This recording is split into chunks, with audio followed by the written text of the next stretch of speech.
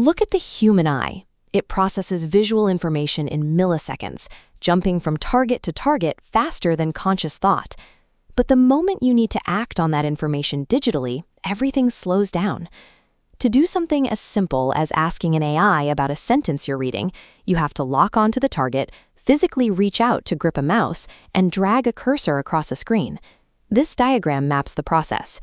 Click, hold, drag, copy, switch windows, paste, and manually type instructions. Each step fractures attention. Expanding red gaps represent latency, seconds of lost time breaking your flow.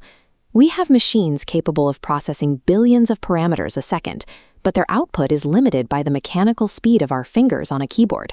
We possess incredibly advanced AI systems, yet we still feed them context through the same plastic keyboards invented in the 19th century. This manual translation of our thoughts into individual keystrokes puts a speed limit on our daily output. We spend more time operating the interface than actually thinking about the task. What if we bypassed the physical interface? What if you could feed your intent directly to a machine at the speed of sight? To close that gap, we have to move beyond tactile inputs. We need a system where human attention itself becomes the trigger. That is the function of gaze-based AI. It uses real-time visual tracking to bypass mice and touchscreens. A sensor plots your exact focus, projecting a vector line from your eye to digital text. Your eyes become the cursor. The moment your gaze intersects the text, the system isolates it into a precise selection, no physical click required. Because human eyes dart around constantly, the AI filters out those random micromovements.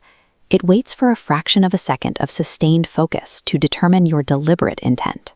By removing the hands entirely from the equation, this system translates raw biological focus into actionable digital coordinates.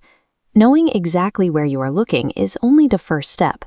Those coordinates are only useful if the machine understands the content occupying that space. This split screen categorizes live data. Whether reading text, analyzing an image, or tracking a video object, the system parses the target into metadata.